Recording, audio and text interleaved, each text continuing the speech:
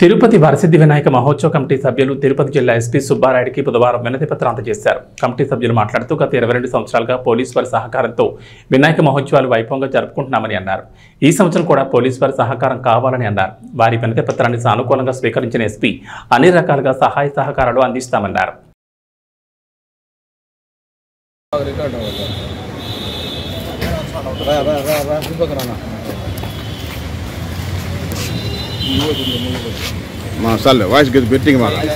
జై గణేష తిరుపతిలో నిర్వహిస్తున్న వినాయక చవితి నిమజ్జన మహోత్సవాలకి ఎస్పీ గారిని కలిసి కమిటీ తరఫున మెమరాండం ఇవ్వడం జరిగింది. తిరుపతిలో పెట్టే విగ్రహాలన్నింటినీ క్రమ పద్ధతిలో తీసుకుపోయేదానికి నిమజ్జన ఏర్పాట్లకు గాను ఎటువంటి అవాంఛనీయ సంఘటనలు జరగకుండా చూడడానికి కానీ కమిటీ సభ్యులందరూ ఎస్పీ గారిని కలవడం జరిగింది.